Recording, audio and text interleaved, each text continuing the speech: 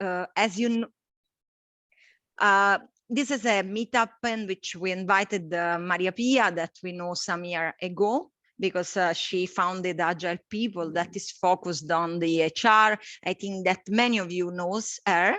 If some of you does know Maria Pia, she has written a great book about how you can use Agile in the HR to move the HR way to act in the organization, in company, and also to change the role of Agile.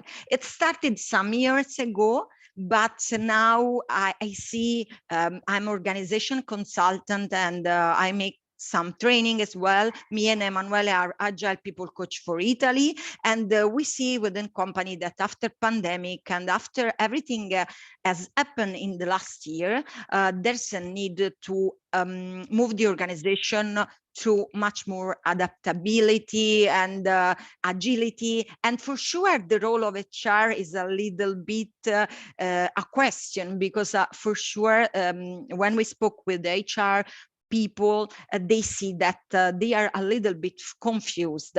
And so the objective of today is which is the new role and new responsibility of HR in organization in moving forward the organization itself. So now I ask you to make a little questionnaire. So if I am going to share the screen. And okay, I ask you to do a little questionnaire. You have to go to www.menti.com and you can put this kind of code 26 43 82 55. So I ask you to complete this this questionnaire. We are interested to know which are the challenges that you face as HR, or that you think that HR is facing today. The three main challenges that you see, or that you listen, or that you heard in your daily work life. You can find the link in the chat if you want. Okay. So, yes, the number is, what is the number? What was the number? Three main challenges. But what was the code for Mentimeter? Ah, sorry, 26 43 82 55. 26 43 82 65. 55. 55. Thank you. Oh.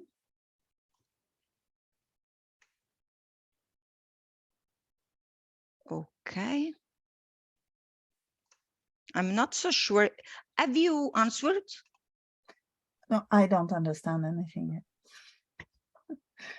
Okay, so. Three main challenges, is it? Yeah, the three main challenges that the HR department has during these periods. If you are an HR or if you are not, what do you think are there? Okay. So something is appearing as a flexibility, turnover, motivation, people with different needs, recruitment, and create a system of meritocracy. I think this is the word. Talent management, organization, diversity and inclusion, support core processes, psychological safety,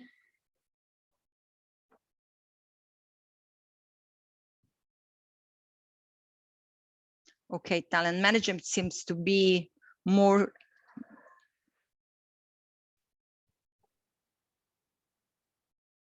okay. So I don't know if someone of you hasn't finished the questionnaire.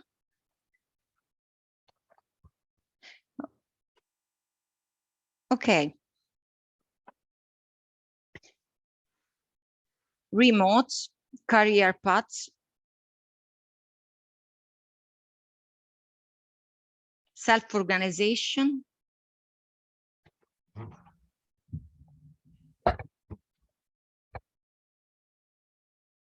Okay. It seems everything is in English, Pia, except for people with different needs. Yes. Yeah. So one size fits all is not how you need to work anymore. You need to tailor for unique needs. And yes, it's a lot more work. Okay. So if this first question is finished, or we will see if some other word will appear, but I think that Pia, you have some something to say about this and which are the challenges that we see in this picture. And so I leave you just speaking about it, and then we will have a little presentation from Pia, and at the end of the presentation you have a session for question and answer that you want to address to her. Yeah. So please think about your questions while I am speaking. Shall I now share my screen, Vera? Yeah. Okay. I will stop your screen sharing and start my own. So sharing my screen. I think you can see my screen now. Is that correct? Yes. Good. So I am Pia Maria Thorén, and I'm the founder of Agile People. And Agile People is a community with people who believe in a better way when it comes to how we run organizations in a complex world. We are all passionate about combining Agile people to create engagement and create motivation to contribute to a company where people are happy and performing in an optimal manner. So we have taken the values and principles from the Agile Manifesto for software development. We started from there and we mixed it with the modern Agile framework, spiced it up with our own Agile People Manifesto. And from there, we created 35 principles that we believe that all organizations, regardless of size or industry, need to increase. And today we are about 70 trainers in 39 countries, and the network is growing. So maybe I can tell a little story here about what happened in March 2020 instead of telling about myself. In this month, the month that COVID swept through the world, let's say, the company and my future assignments were all, canceled. My life took a very sharp turn. All planned travels, all the training sessions and the keynote speeches that were planned for 6 months ahead were all canceled within a couple of weeks. And as my whole business and my trainers' businesses were based on physical training sessions, I realized that I had a choice. I could more or less lay down and die and go bankrupt, or I could change my business model and develop new training material and learn new online tools and help my trainers also by training them to use the new ways of delivering and new remote tools like Zoom and Mural and Teams and Trello and Slack. And these are the tools that we are using in Agile People a lot. I am an Agile Master since 2009. I call myself an inspiration director and an Agile People coach, and I'm passionate about combining Agile and people to create engagement. I'm from Gothenburg in Sweden, but I consider myself being a citizen of the world. My proverb is nothing is impossible until you stop trying, which is very true.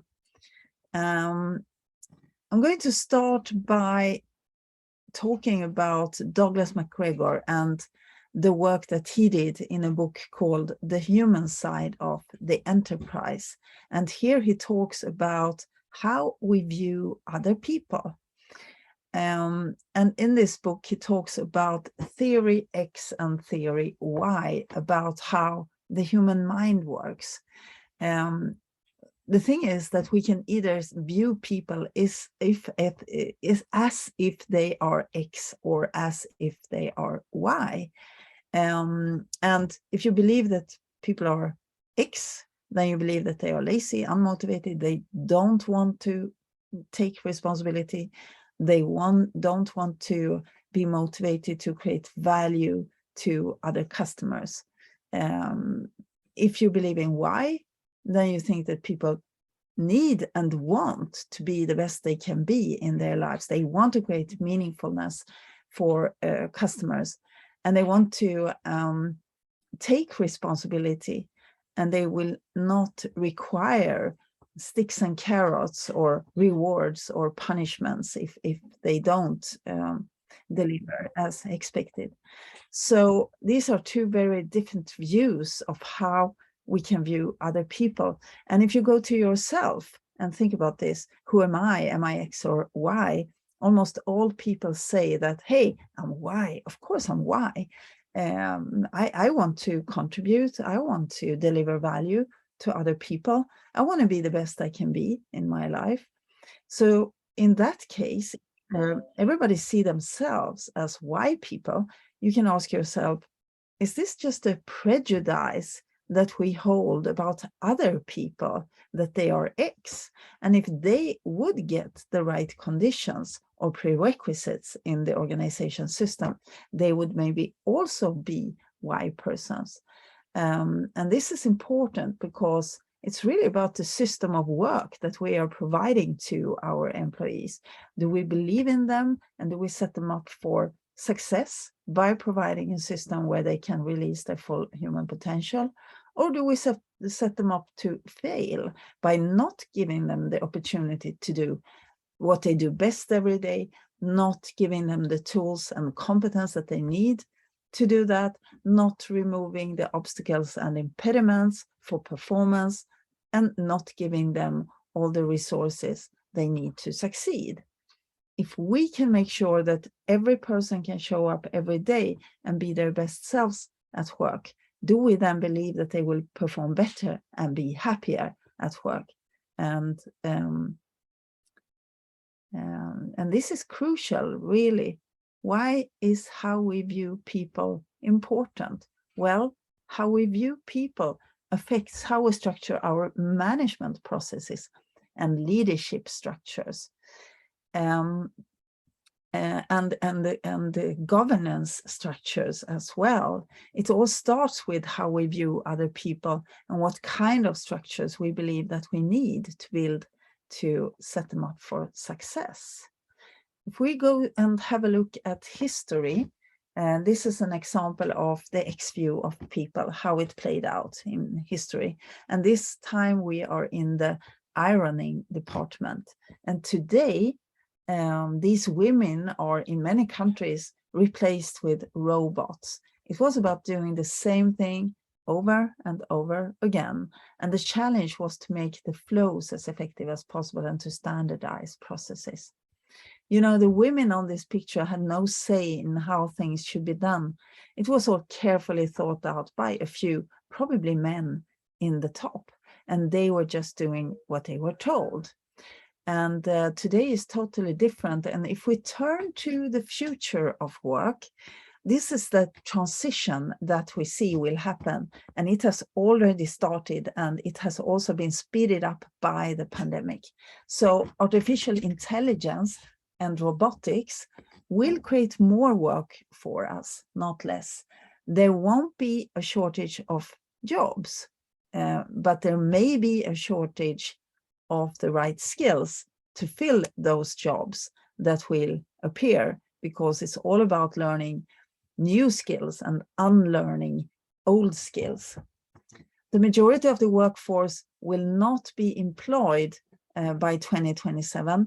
They will actually be freelancers.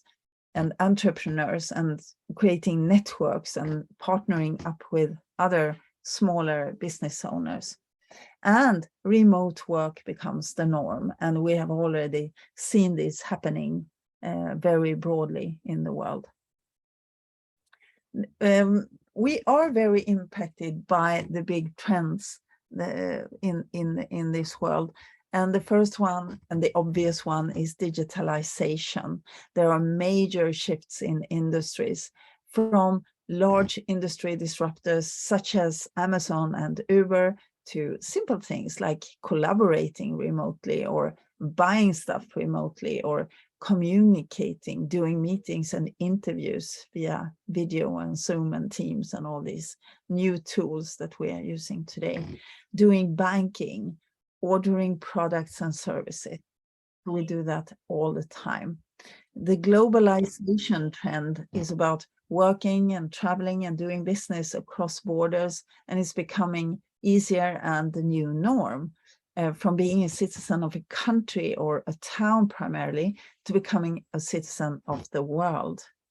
Now we have the shift to knowledge work, from working with our hands and bodies, with our brains more or less turned off, to producing products and solutions via which require, I should say, creativity and innovation. It's not using the bodies at all anymore. Climate change. We're living in an environment that is changing at a faster rate, and we will need all our ingenuity and innovative capacity for our planet to remain viable for humans to live on. And then we have, last but not least, the sharing economy. And companies like Uber and Airbnb appeared as a reaction on the waste and the materialism that characterized the latter part of the industrial era. This is a counter reaction on a lifestyle not viable for the planet, and it continues to grow. Not everybody has to own everything. People are sharing houses, cars, tools, and all sorts of different things all the time now. So in this complex reality, we have to move from viewing the organization as a machine that can be controlled and managed to viewing it as a social system. People are not cogs in a machinery. They have feelings, dreams, challenges, thoughts. They cannot be controlled. People are not robots. They are complex, adaptive systems that work from intrinsic motivation. And that means that we need to stop to see people as resources and view them as the living organisms as they are. And we need to treat everybody differently for them to release their own intrinsic motivation and their performance.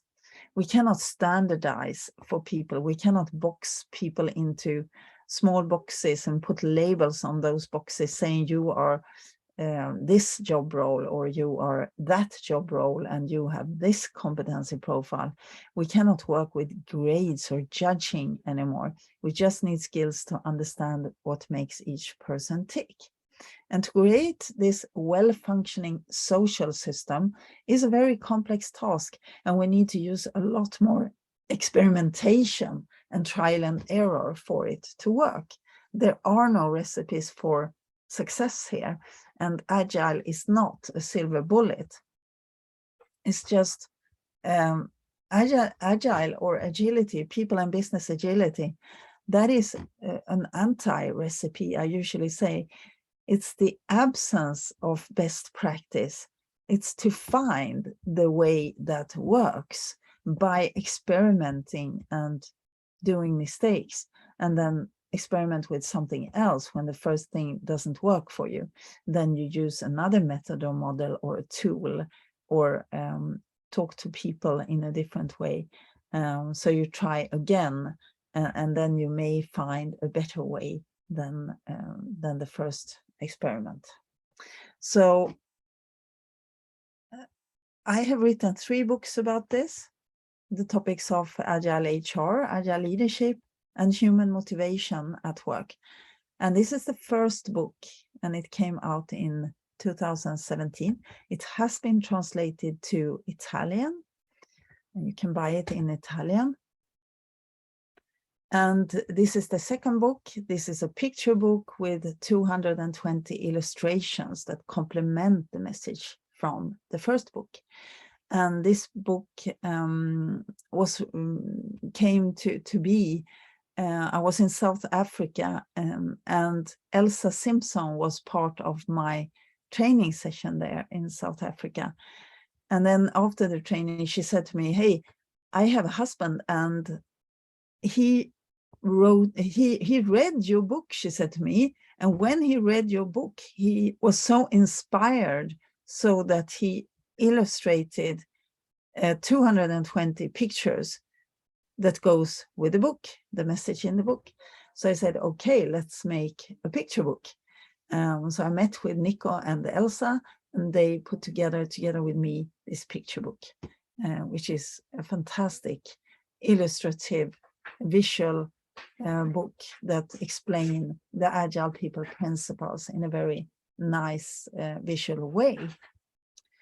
The last book came out in September 2020, and this is a co-creation between me and 35 Agile people from around the world. And each person has written one chapter about one of the Agile people principles. Very nice co-creation project.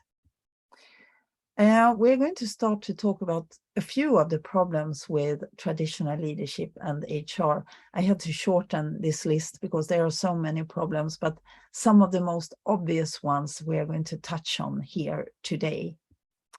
The first problem is that we believe that we can control reality and make a perfect plan, but reality looks different. So the problem here is that the world is not predictable anymore, and we need feedback regularly from reality to make the right choices along the way.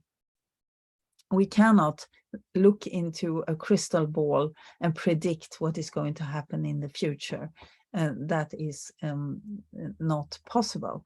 So instead of making this perfect plan that we already know before it starts, that will not happen, you could say that in Agile, you accept reality as it is, and you adapt to it, and you change when reality changes, instead of sticking to your obsolete plan.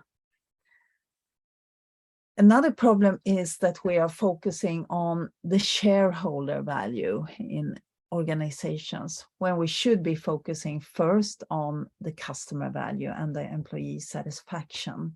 You know, happy customers serve, happy employees, I should say, serve customers, and happy customers will lay the foundation for a profitable organization that can deliver value to the shareholders. But the shareholder value is a consequence of the value creation happening between employees and customers. So value comes first, profit follows. That's why we need a different focus, not on the numbers and figures and profits and revenues, but on the value creation happening between employees and customers. Another problem, one of the most important ones, is the low level of psychological safety in organizations. And this term, psychological safety, was coined by Amy Edmondson in a book called Fearless Organization. Very good book that I can recommend. So what is needed most for the future of work to handle this high, I'm sure you heard about VUCA, volatility, uncertainty, complexity, and ambiguity. The high VUCA level and the increasing complexity. What do we need to handle that? Well, we need creativity. We need innovative people who can invent new products and services that our customers want and need. And to release that creativity and have enough innovation and new ideas coming in from our employees, they need to experiment a lot. New ways of working, new products, new ways of delivering. And to be able to experiment more with these things, we need to make it safe to fail. And if we don't, we will not start enough experiments where where there is a chance that we will fail. Every failed experiment is a source of learning and growth, which is needed for doing the next experiment. So if we punish people for failing, they will not even try.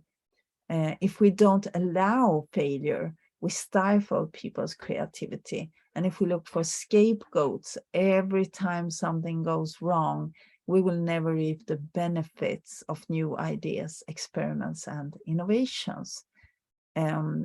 Psychologically safe workplace, therefore, is the foundation for a resilient and adaptable organization that can transform along with its customers and satisfy new needs that emerge from new realities. And this is where it starts. Another problem is that managers are feeling a lack of psychological safety in agile transformation programs. They may wonder what happens to me and my role when we go agile. What will become of me when everybody seems to be able to manage and lead themselves, and they don't need to be managed by a manager anymore. And this problem needs to be taken very seriously. It could potentially ruin the whole change initiative if you don't. So the skills that took managers to the position they are in today are often not the skills that are needed to lead in a complex world. And for an agile organization, it's more about removing obstacles or impediments for people to be able to perform than managing and making decisions. Although, you know, sometimes the organization needs somebody to make the tough decisions when the teams cannot do it alone. So how do managers go here from traditional high power and status to servant and transformational leadership styles? Well, we need to make it possible for leaders to change in the system by changing the environment. And we need to inspire leaders to find that intrinsic motivation to do that and to help them to attain an agile mindset. But these are two conflicting goals, as it's only the leaders who can change the organizational structures that are preventing them and that will make it possible for increased business agility to happen. And to do that, they need the mindset, but they can only get the mindset by having the right structures and the environment. So it's a catch-22 dilemma here. But what should we then do instead? Today we have a totally new reality affecting all people on this earth, and also the way we do work and business. So really we start with caring for people's needs, because companies who truly cared about people performed actually best during the pandemic. Organizations where all the people elements were lip service only in the name of a fatter bottom line, they had the hardest time with these transitions. And organizations where leaders cared about people, invested in them, talked to them, and helped them to manage the stress and anxiety that emerged, they had a much easier flip to COVID times and the remote working conditions. So Gallup has concluded in their surveys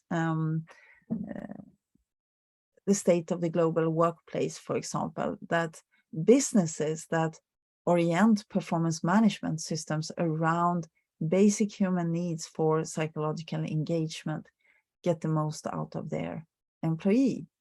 So how do you do that? Well, first you stop doing it the old way. You stop to judge people in 9-box grids and put them in boxes and close them into job descriptions and tell them not to get out of their little box, because then you kill creativity and innovation power. And when you judge people in this kind of grid, you also kill the intrinsic motivation.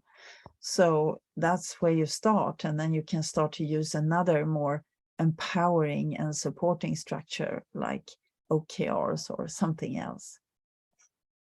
So the conclusion here is that people are motivated by deep psychological human needs, and for any employer to get most of their employees, this is where they need to focus. Regardless of COVID or not, this is what matters most to people, and when we push the right buttons, magic can happen. About the culture in our organizations, we see that culture is made up of all the things that people say and do within an organization every day.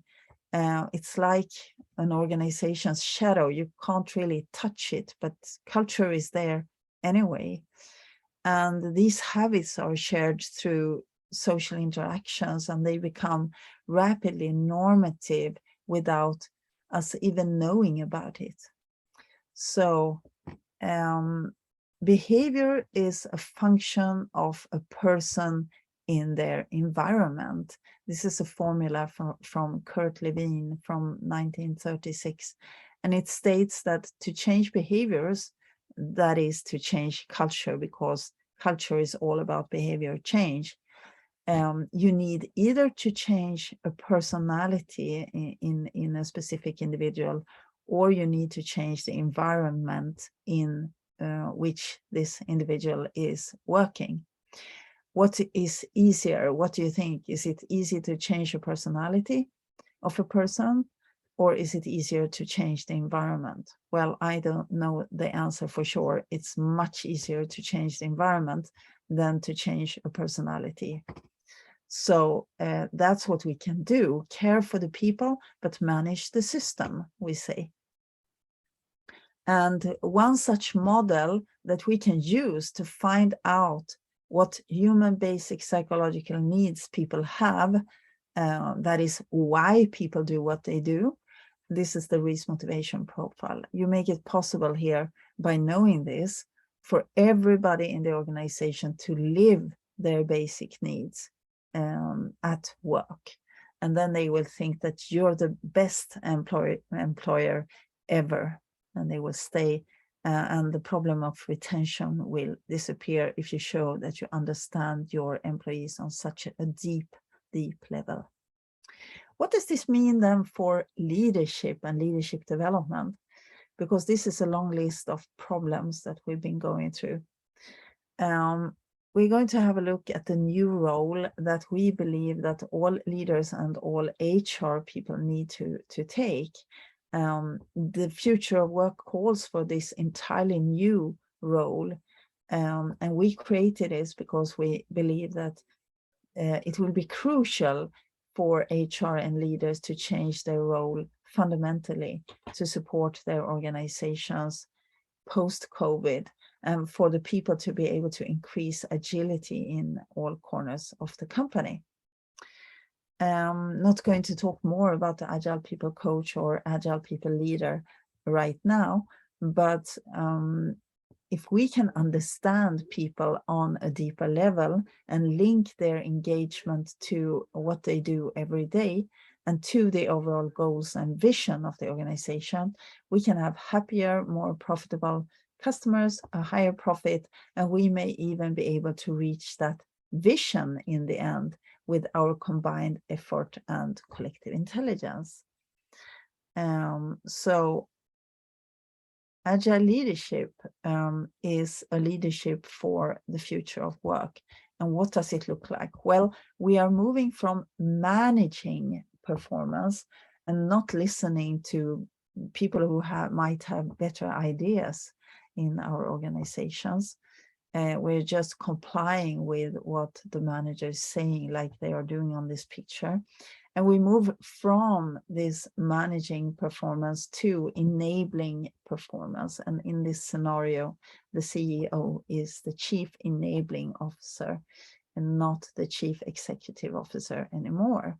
So everyone in an organization needs to work with a supportive and facilitating leadership that should be all about creating motivation towards common goals or aligning people in a common direction. a good leader can create those conditions for performance and coworker satisfaction. Second question here is, how do you build psychological safety then if you are a manager? How do you create this environment where people feel free to speak up and admit errors and mistakes so that everyone can learn from them? Well, you need to show vulnerability. You need to acknowledge your own fallibility. You are not perfect. The fact is that we cannot know what will happen in the future, and we need everybody's brains to figure out the best way forward. That means that we need to ask a lot of questions to our people. What do you think? You know, we need everyone's brains to solve this problem. And also we need to create this necessary safe place for speaking up when something is not right.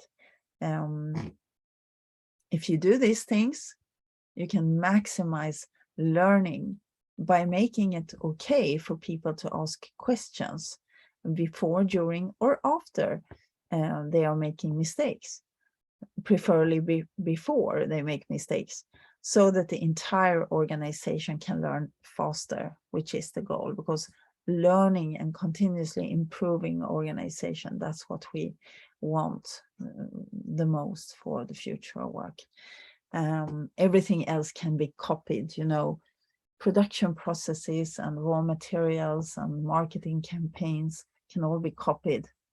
But this ability to learn faster than competition is something quite unique. So that will be the competitive advantage. If we move to how we want to see the leaders for the future of work, is the best metaphor, in my opinion, is the gardener. And a gardener is taking care of a garden. A gardener is taking care of the plants in a garden as well. And tending to the plants' different needs. They can be very different. Some like to grow in shadow, or some plants need more sunshine. Some like to grow together with other plants, and some want a lot of space around them. Some want a lot of water, some need less water, some grow slower, some grow quicker, etc. So every plant has a different kind of personality, let's say. And the agile leader is this gardener who takes care of the plants, trying to fulfill the purpose of the whole garden at the same time. So the gardener can create conditions only in the garden by working on the soil, planting this little plant in a good space, taking care of it, giving it enough sunshine and water.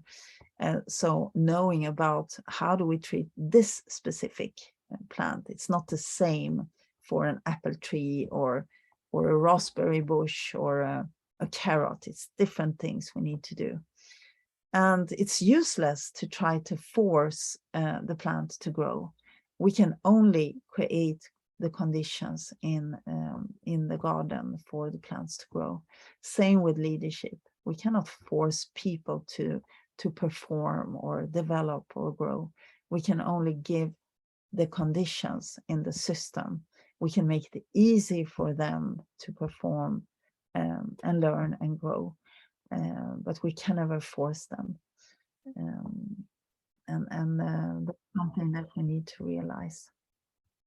So care for the people and manage the system. That's the recipe for leaders, we say. Know your people, know what makes them, know why they do what they do, have competence about their deep basic desires and psychological needs, and give them the possibility to perform and be happy in your organizational system or garden. Here we have a little comparison between the Agile People Coach and the traditional formal manager. So we talk about having no or low competence in Lean and Agile, or deep competence in Lean and Agile. And the next one is deep skills in some specialist area. That's very common with traditional managers. Instead, we also need deep people skills. Instead of being process driven, you should also be people and purpose driven. It's not either or, it's not one or the other, it's both. But you can think about what do I lean towards? Do I have a fixed mindset or a growth mindset? Do I use command and control? And do I think that I am the decision maker? Or do I empower and align people in a common direction? I'm a facilitator in this case. Are you focusing very much on numbers and figures? Then you might want to focus more on people. If you accept artificial harmony, maybe we should stir up some healthy conflict. And if we are telling people what to do, maybe we instead should story tell to inspire to action and leave the how to the people. If we are judging employees in ratings, we could instead coach employees to perform better. And instead of local optimization, think about me first. We want to optimize for the whole organization instead, thinking about how can I help them to perform better. Instead of deciding on career paths, I mentor growth if I'm an agile leader. And instead of carrots and sticks, I use dialogues as a way to find intrinsic motivation and to make people able to perform better. Instead of decision delay, we want faster decentralized decision making by empowering people. We say in Agile that the people with the most knowledge about something should be the people making the decisions about something. And instead of speaking and proposing, we are framing, probing, and listening. What about HR? Now we move into HR and the change that HR needs to make. So the Agile model of HR states that human resources job is not just to implement controls, standards, policies, drive execution, and check compliance to processes, but rather to facilitate and improve organizational agility. And this changes HR's mission and focus entirely. Driving agility means driving programs which create adaptability, innovation, collaboration, and speed. And HR should be leading this change. And I'm going to talk a little bit about why I think so.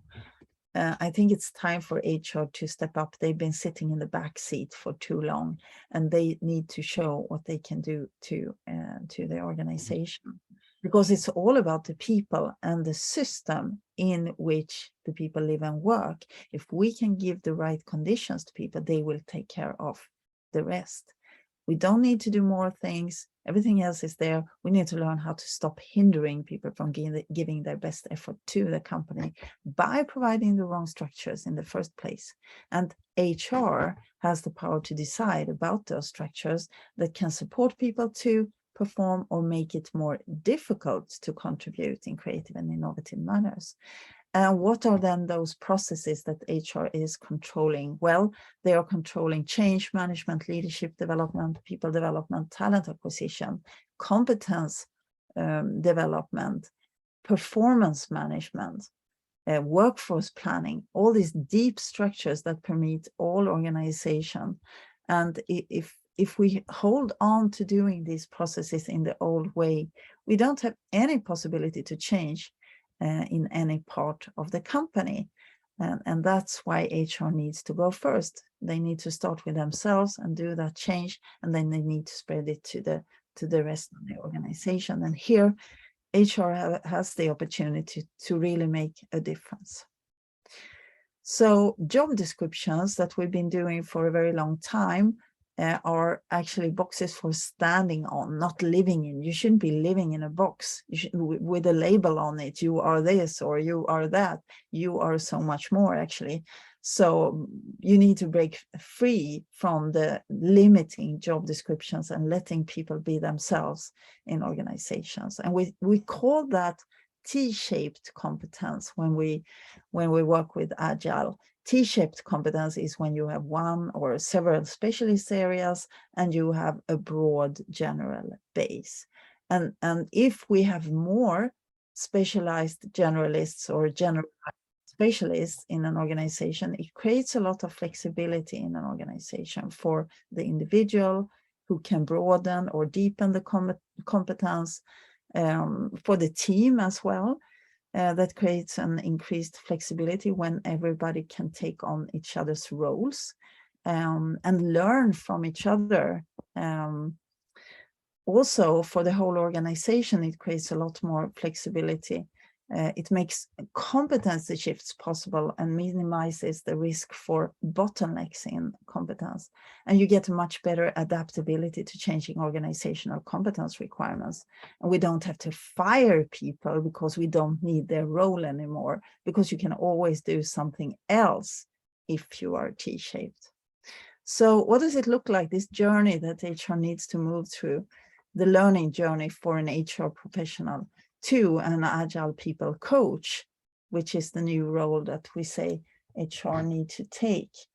Instead of having just this extensive HR process competence, they also need to understand complex systems and complexity theory. Instead of just having deep skills in some HR specialist area, they need deeper general people skills like psychology, sociology, relationship management, and similar. Instead of having no formal power to lead transformation, we need to trust HR to be influencing the transformation that we need to make. And then we have that some people feel stuck in certain roles. Instead, we need to have the flexibility to wear different hats depending on the need of our peoples. Instead of one size fits all training and solutions, we have solutions tailored towards unique local needs or individual needs even. And instead of developing and deliver solutions to the business, we actually develop solutions together with the business. We involve the people, the managers and the employees in the creation of the HR deliverables so that we get instant feedback from the people on everything we do. Instead of mainly supporting managers, we are supporting all the people in an organization if we are HR. And instead of having this, sometimes I've seen a slightly parental view on employees from HR. We need to treat employees as the adults that they actually are. And instead of focusing on individual performance, we need to enable system performance, and that comes from learning systems theory. Instead of expecting answers, we also need to understand that it's important to have listening and observing skills. And instead of checking compliance, we need to enable improvement.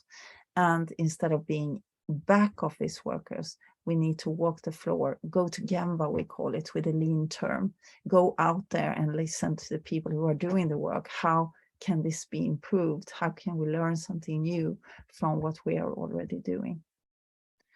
So what is Agile HR and Agile leadership? We can divide it into two main parts, actually, two perspectives on Agile HR. And the first one is, how do we work internally? How do we work in the HR team? What are the methods and ways of working? And how should we work together? And the second view is the deliverables that we are working on to transfer to the people and the teams. What would they look like?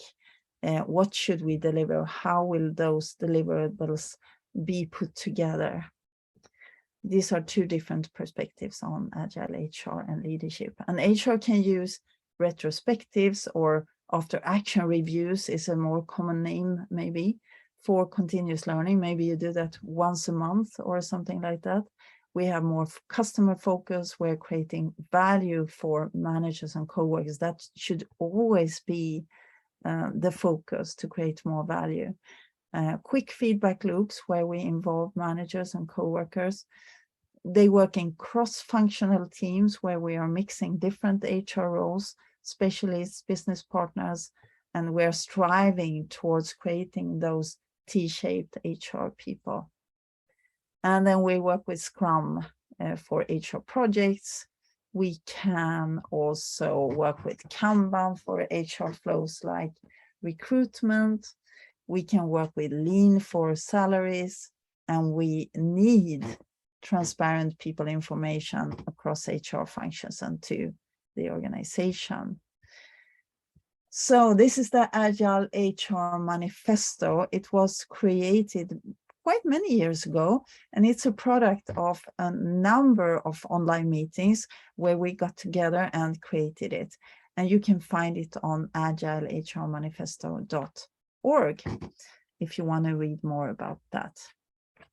What about succession planning and career planning? How does that change? Well, fixed career paths can very much pose obstacles in companies that aim to be adaptive and respond to changing business needs. So reflect instead on what behaviors these fixed paths have encouraged. What does it lead to? Focusing maybe on their own role, their own career, and sub-optimizing for themselves instead of taking on many different roles and helping others, which are more of the behaviors that we need. Instead, we need to take each employee and try to coach them and ask them the questions that would make them develop into their perfect role. So no fixed career paths anymore, but just help to understand, where could I contribute the best? What types of work do you want to do? And what do you want to do more or less of? And what skill gaps are standing in your way or holding you back? And what would you do differently if you could quit your career? What problems excite you and what strengths can you build on? Questions like this can help people to find a way and to understand, how can I link my personal goal to the team goals and to the organization's goals so that I can be my best selves within the organization. So principles for career and succession include these. Instead of having those strict career paths up and or out, which has been the way to go in traditional organizations, we don't have any strict career paths. It could look very different. And instead of the purpose being getting a better title and more money, the purpose will instead be to develop people and have this growth mindset to continually develop and grow competencies. Instead of working with predefined titles, you can set your own title. And instead of letting managers decide about succession, we can maybe a wild idea would be to let employees nominate future managers. And instead of having a non-transparent process, we need transparency in who will replace who. And instead of working, when we have a vacancy, you know, in top management, for example, we usually are just working with a very few people in an Excel sheet. I've seen that in many large companies, that they have a list of people who could be taking this role. Instead, of course, all people in any company could be considered to take that role if they have the right competence and skills, but they are just not visible because some people just end up on this list because they had a position before. Very good tool to work here. Great tool to use for any HR or people and culture department when it comes to understanding how to optimize employee experience is the employee journey mapping. Having this more profound understanding of your employees' needs and struggles can help you to support them to perform better and be happier.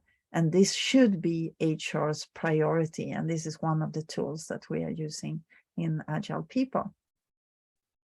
So how to start then with Agile HR and Agile leadership? Albert Einstein, he said, make everything as simple as possible, but not simpler. So some examples of what you could do tomorrow is to visualize work on the wall with a Kanban board, and this Kanban board could develop with a team, run a retrospective every week, and make a backlog with the leadership team, start a daily morning meeting in the HR team, try to strive towards more T-shaped people, start giving feedback using kudo cards, or find a common HR project that you could work together with in a cross-functional manner where everybody could contribute. So these are small changes that will gradually change the culture and increase agility in your HR team. Now, the fact is that we cannot do it alone. To be able to remove limiting structures and change the culture and start collaborating towards a more agile future together, we need to join forces. So leaders, HR, finance, marketing, everybody needs to be there, starting the conversation and talking across boundaries and nudging the system and the people and move in this common direction together. When we work with agility, we don't follow any recipes. There are no recipes or best solutions that always work. We do know that when we stick to certain principles and we try to increase them, it tends to work well. But best practice is always past practice. And only mediocre companies use best practice, we say today. You will never be better than your competitors if you follow best practice. So, small 3-step process here. Start by changing, removing, or unlearning limiting structures that mainly come from finance and HR. And these structures include annual fixed budgets linked to fixed performance targets and rewards and bonuses. Increase then the supporting structures to make it easy to behave according to the agile mindset. And these supporting structures could be OKRs or Kanban boards or Scrum projects or any other structure that would support a change. And then third step would then be to show the new behaviors that come from using these new tools and methods and models that are supporting instead of limiting you. And then we repeat from 1 because, you know, these limiting structures have a tendency to come back. It's called bureaucracy, and it happens in all large organizations.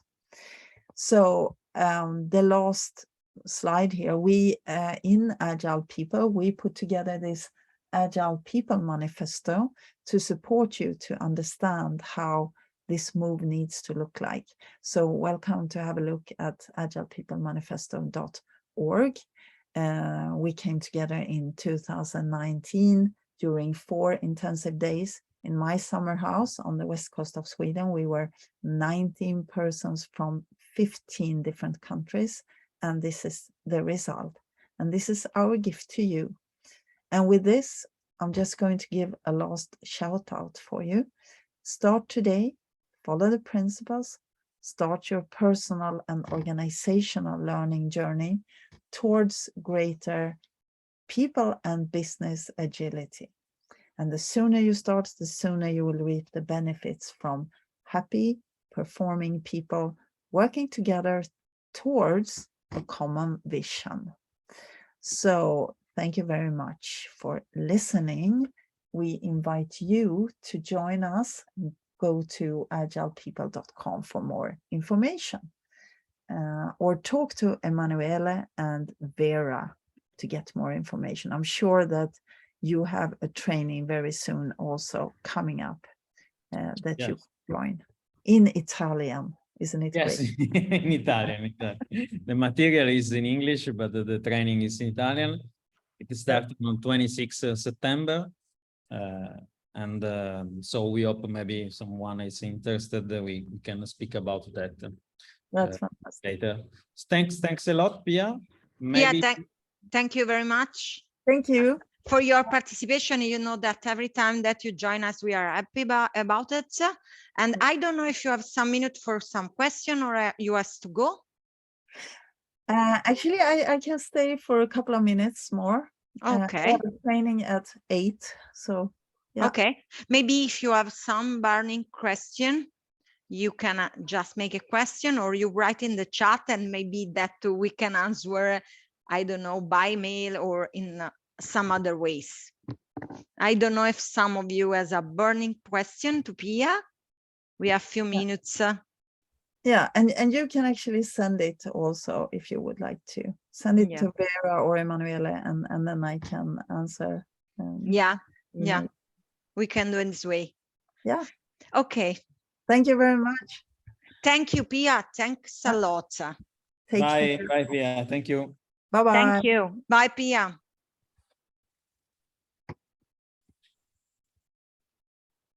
Okay. We switch in Italian, Emanuele? Yes, maybe it's better. I don't know if some of you want to speak English again. Ok. Bene, abbiamo ascoltato la presentazione di Pia. Molti di questi contenuti sono all'interno dei corsi Agile People. Ne partirà uno, come diceva Pia, in italiano il 26 di settembre. È un corso online, è un corso, diciamo, che prevede delle lezioni di 2 ore al mattino, con intervallati un giorno sì, un giorno no. Comunque c'è il calendario su agilepeople.com. Se voi cercate come formatori Emanuele Moscato, Vera Di Cristinzi, trovate questo corso e potete, volendo, ancora iscrivervi. Noi abbiamo già fatto una classe, però credo che qualche posto ancora lo possiamo dare. Dico bene, Emanuele, o sto dicendo una sciocchezza? No, ce n'è qualcosa. Ok. E tendiamo ovviamente, cerchiamo di fare delle classi che non siano né troppo piccole né troppo grandi, perché il corso è molto, diciamo, pratico e interattivo. Rivedremo molti dei concetti che Pia ha spiegato, soprattutto nella parte di HR, perché il corso ha una parte, diciamo, relativa ai fondamentali di Agile, poi una parte sull'HR e una parte sulla leadership. Però, diciamo, la differenza è che affronteremo questi temi, ci sarà una parte, diciamo, di lavoro che precede la lezione online, diciamo sincrona, dove siamo tutti presenti. C'è una parte di lavoro che voi potete fare accedendo ad una piattaforma dove ci sono tutti i materiali, diciamo, di Agile People, che sono in inglese. Alcuni sono, diciamo, obbligatori o comunque raccomandati prima di una lezione, altri sono degli approfondimenti, e ci sono veramente tantissimi approfondimenti in lingua inglese da cui si può poi attingere per andare ad approfondire quello che vi interessa di più. Quindi questo semplicemente per parlare del nostro corso che parte a breve, e per qualunque informazione potete scriverci in chat in questo momento, oppure contattarci via LinkedIn, oppure andare su www.agilepeople.com. A parte questo, niente, Emanuele, volevi fare qualche sintesi o qualche commento sull'intervento di Pia? Ma magari mi piacerebbe sentire più qualche intervento da chi l'ha ascoltato, insomma, ecco, se c'è qualche commento o qualcosa che vi ha colpito di più, insomma.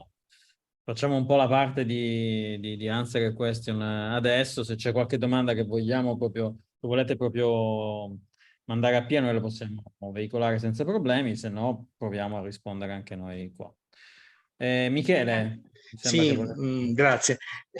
Sai, la prima cosa che sottolineo sempre è vero che le idee sono universali e superano ogni confine, però poi le realtà sono locali, no? Quindi mi pongo veramente la curiosità di come quelle idee esposte da Pia poi vengano contestualizzate in una realtà italiana. Io ho lavorato praticamente tutta la mia vita lavorativa in una società di consulenza, dove lo scenario tipico era che il team fosse presso il cliente, no? Quindi lontano dal building dove invece si trovava la direzione del personale, HR e così via, e non ho mai avuto il piacere, una volta nella vita, no? Di vedere in visita, come si dice, pastorale, una figura dell'HR che venisse a vedere che aria si respirava, il famoso Gemba Walk di cui si parlava nella nostra realtà, no?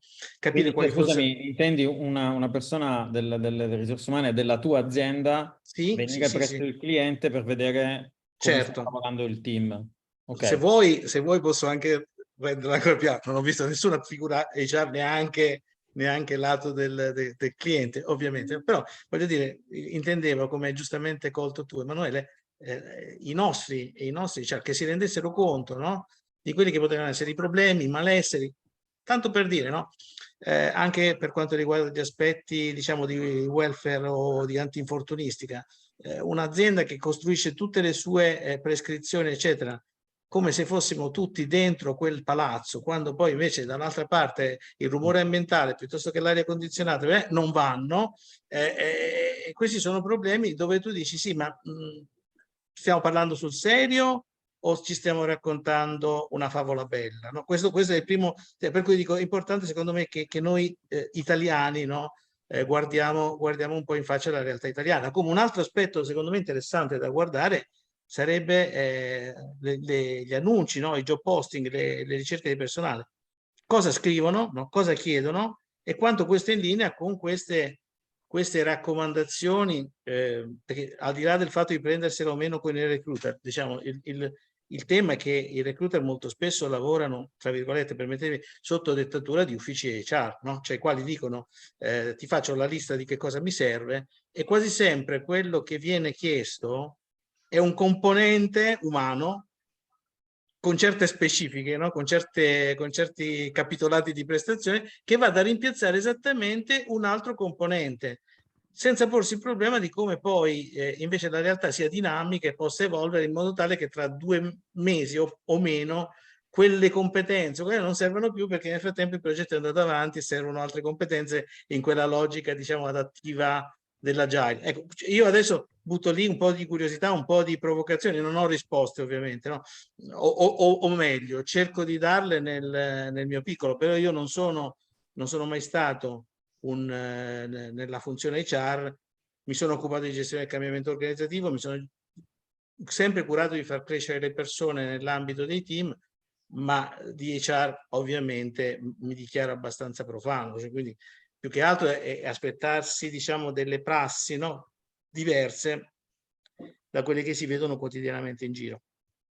Ok, Michele, io provo a dare una risposta che però è il mio punto di vista personale, quindi ovviamente non è la verità, è la mia verità, come ognuno di noi poi ha la sua. Ho lavorato però in HR per 13 anni, anche se mi occupo di organizzazione, ma questi 13 anni li ho fatti in un ufficio HR e diciamo, al di là poi di quell'esperienza, anche come consulente sto incontrando delle persone di HR e quello che diciamo posso dire è che sicuramente c'è stato in molte realtà, non in tutte, perché non è stato così in tutte, un HR che a volte è stato un po' lontano, no? Dal business, un po' ha definito le soluzioni top down dall'alto e questo sicuramente diciamo fa parte di un modo di organizzare il lavoro che ovviamente non funziona più, non funzionava già forse qualche anno fa, adesso ancora peggio perché il mondo è cambiato. Dire che però quello che ci stiamo raccontando è una favola, no, perché in realtà ci sono diverse realtà italiane che hanno implementato dei modelli agili o dei principi agili, non tutti, non tutto quello che Pia ci ha raccontato, però sicuramente sì, stamattina ascoltavo una presentazione di un HR business partner della società Inge Direct, che è una società che ha trasformato, è una banca, no? Che ha trasformato il suo modello organizzativo in un modello agile, è un mix, cioè da un lato hanno diciamo delle pratiche agili, hanno un modello agile, dall'altro su alcune cose ancora conservano alcune caratteristiche dell'organizzazione tradizionale, però non è una favola, poi il livello con cui queste cose vengono sviluppate dipende dalla cultura dell'azienda, dalla volontà degli amministratori delegati, quindi negli ultimi anni non è così.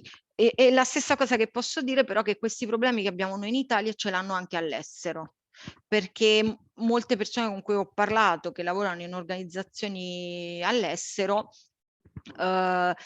non sempre vivono organizzazioni più agili delle nostre, tante volte sono altrettanto con HR altrettanto tradizionali, quindi anche diciamo fuori dai nostri confini è un percorso quello dell'agilità organizzativa che si sta facendo, però è un percorso in itinere che in alcuni casi sta a 0, in altri casi è arrivato a dei livelli abbastanza spinti.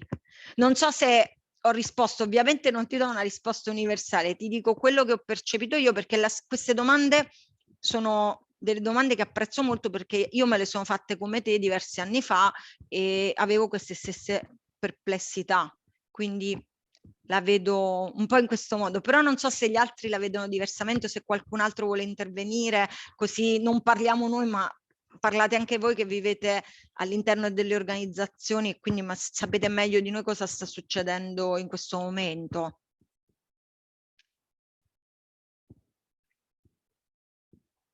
Michele, ti ho convinto sul fatto Sì, che... no, allora, con la premessa giustamente che dice nessuno di noi, io per primo e anche tu come lo dicevi, siamo depositari della verità assoluta, no? No. Assolutamente no, però diciamo mi premeva, diciamo nel quadretto, no?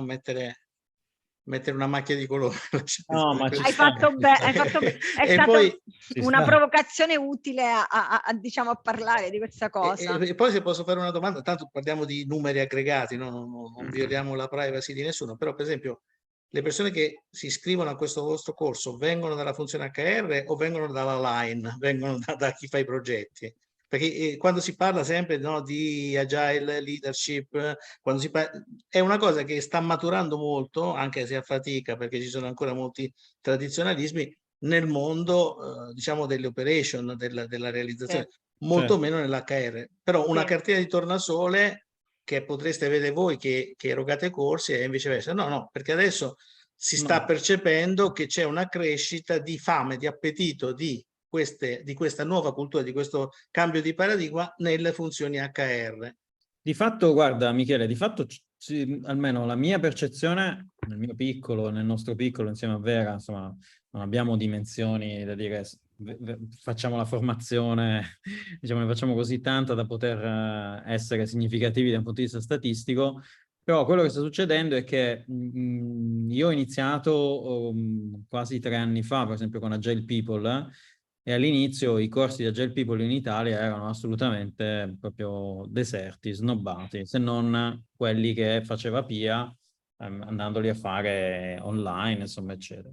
Da un annetto la sensibilità è maggiore, quindi le persone sono molto più interessate, sono tutte di HR, a volte sono della parte, diciamo, di line dentro HR, quindi non sono le funzioni apicali che avrebbe senso ci fossero a questi corsi e che hanno la possibilità di avere delle leve per cambiare qualcosa nella loro azienda, però sicuramente l'interesse si sta aumentando e la sensazione è che HR, che dal mio punto di vista, lavorando come consulente soprattutto sulle operation, e quindi quando ti scontravi con qualcosa che doveva essere, diciamo, di appannaggio di HR, ma che poi questo non succedeva, adesso, e quindi HR è un po' come se si metteva da parte, fino adesso, anzi si guardava bene dal farsi coinvolgere,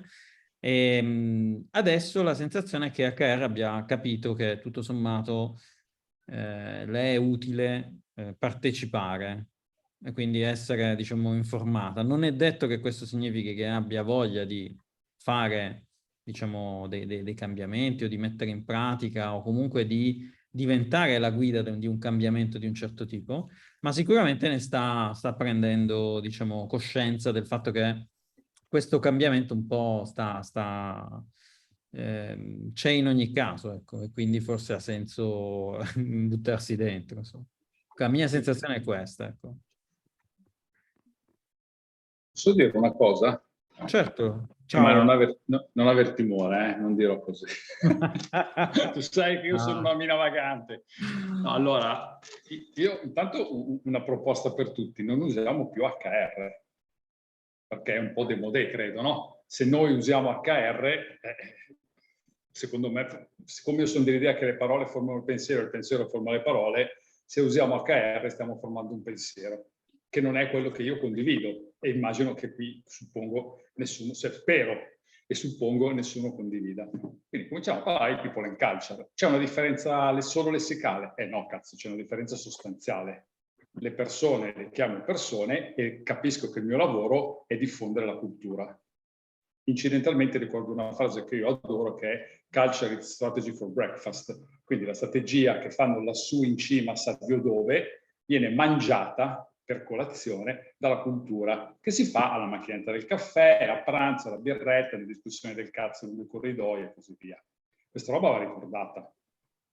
E le persone devono ricordare, scusate, le persone di PNC dovrebbero ricordare ai C-level, al CEO, a chi per essi, che bella la loro strategia, ma sti cazzi, la cultura. Ricordatevi che se la mangia a colazione.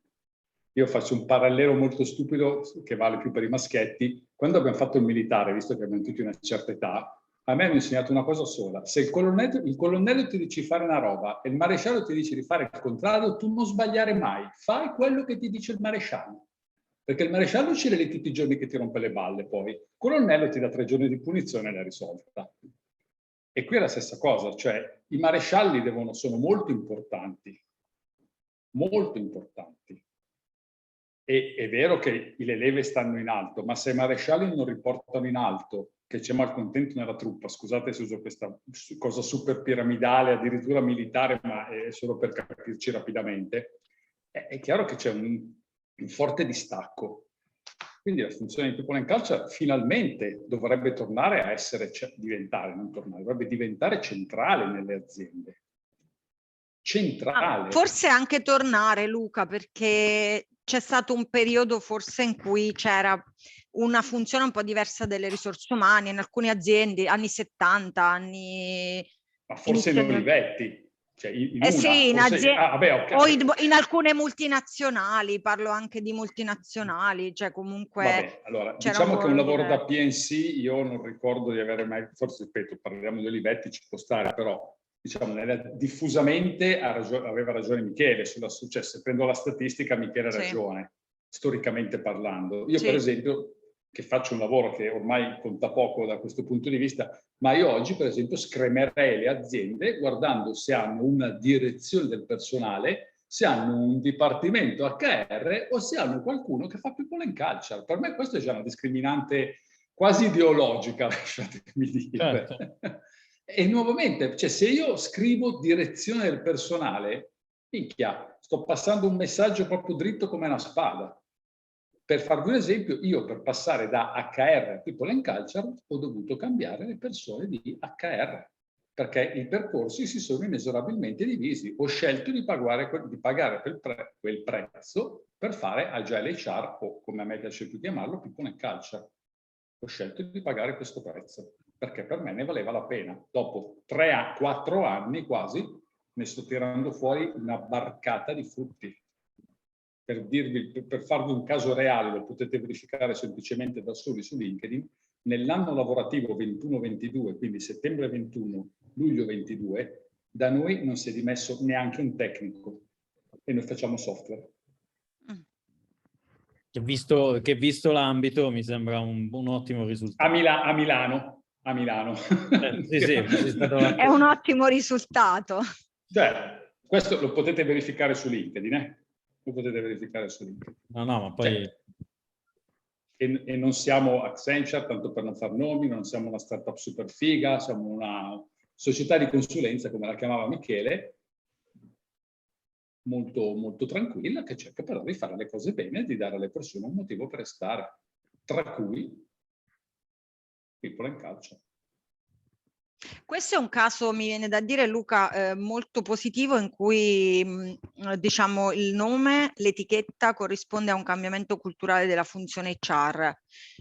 Non sempre è così, perché certo. a volte le etichette sono anche un po' il trend del momento. Quindi, assolutamente. Però sono d'accordo con te che le parole formano il pensiero, assolutamente. Guarda, uno dei miei mantra è Agile is the new a cazzo. Prima si faceva a cazzo, adesso si fa Agile a cazzo, che è uguale a prima, ma la mattina si sta 10 minuti in piedi. Ecco, quella roba lì non è quello che intendo io. Non più ormai, perché li fanno tutti da remoto. Sì, ok, però ci siamo capiti, no? Sì, ecco. Il fatto che Agile sia the new a cazzo un po' come sfondi una porta aperta. Ovviamente ci deve essere della sostanza dietro, se no è un agile washing che non vale per niente per nessuno.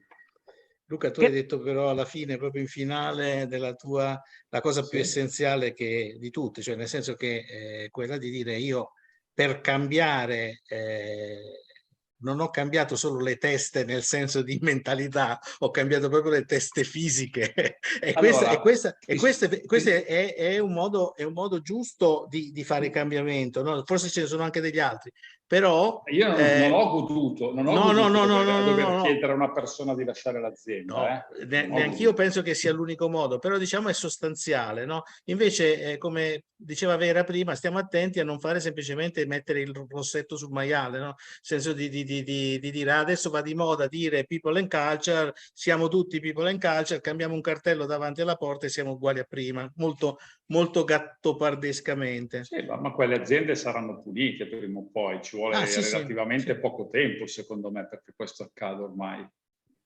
Ciao Fabio. Ciao Fabio, grazie. Ciao. Ciao Fabio. Beh, diciamo che abbiamo anche un po' quasi finito il tempo che ci eravamo prefissati. Scusate, io... No, grazie diciamo, del racconto, perché ci aiuta a focalizzare un punto importante.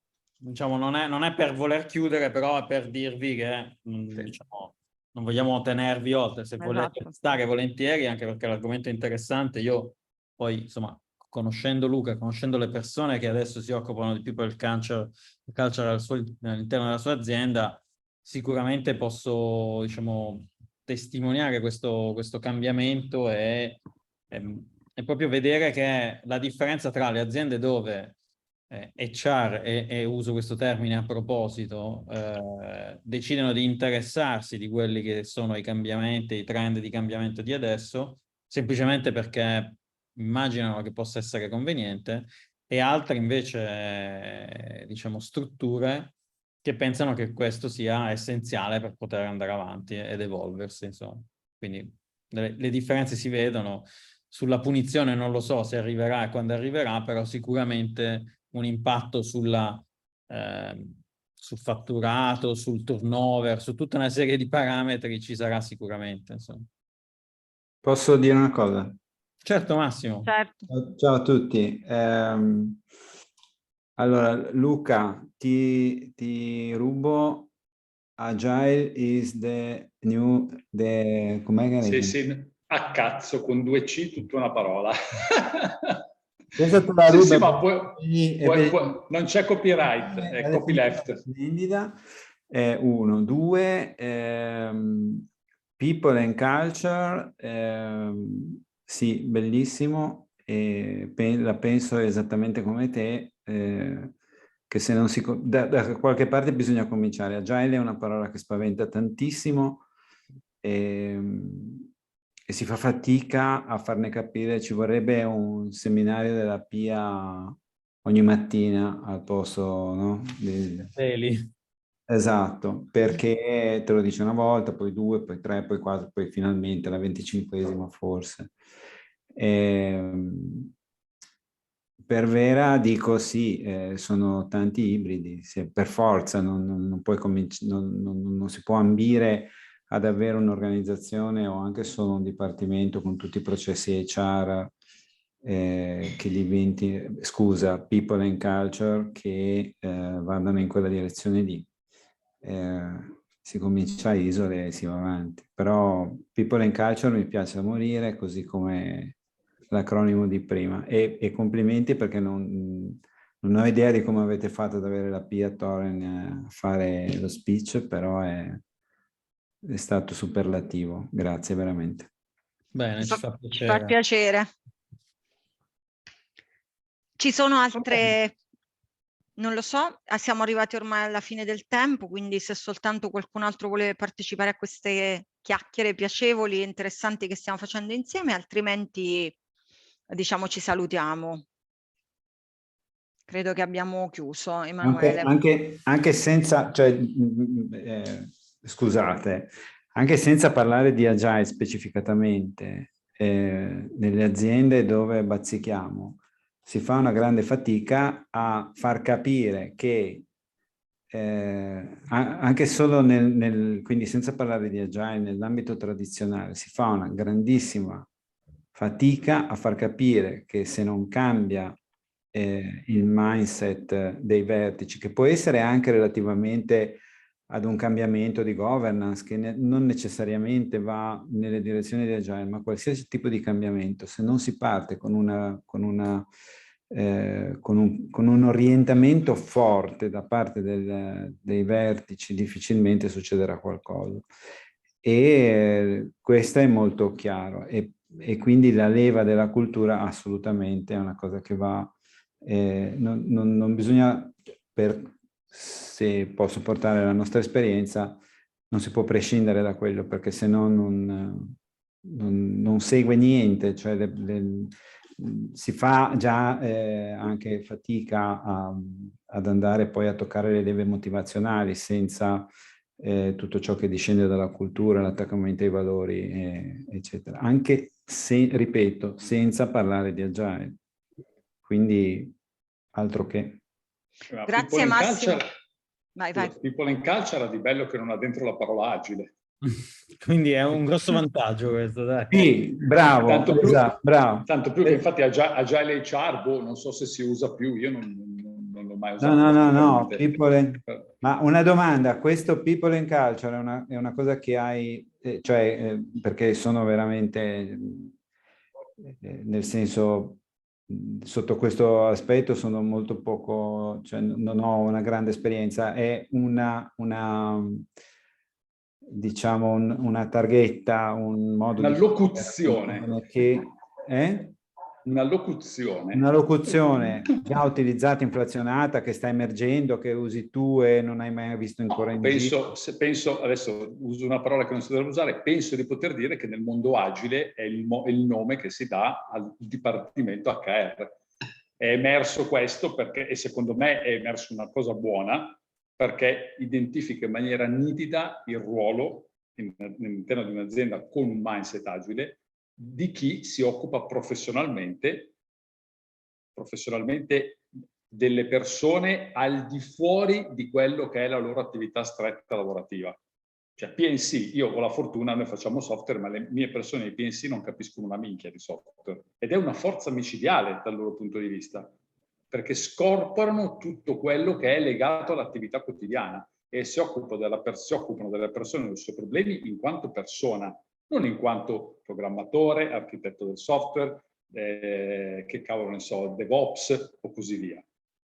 E la persona si deve raffrontare a loro non portandogli su un piatto vorrei fare il corso della 7.4.8 di quella roba lì.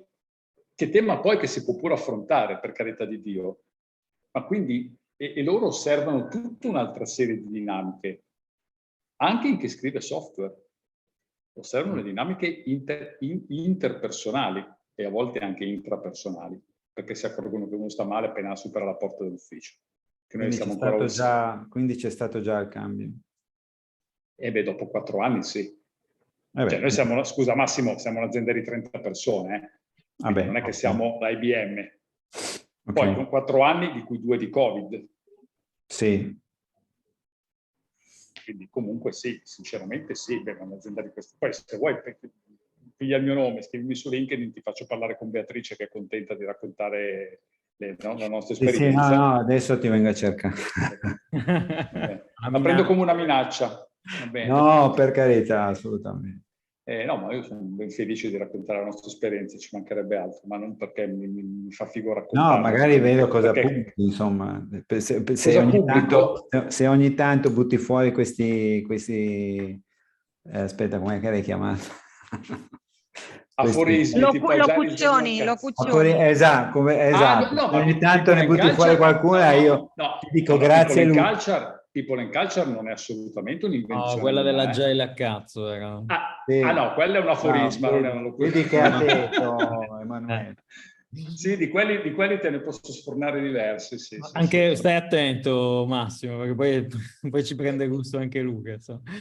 Va bene, ragazzi, che dite? Io chiuderei qua. Grazie per aver partecipato, grazie anche Buona serata. Grazie a tutti. Ciao, grazie a tutti. A presto. Ciao. Noi ci vediamo domani, Ema. Ci vediamo domani, sì. Ci vediamo domani. Play 14 Ciao. per chi Sì. non lo sapesse. Buona serata, ciao, Ciao, grazie. state bene Ciao, tutti. buona serata. Ciao.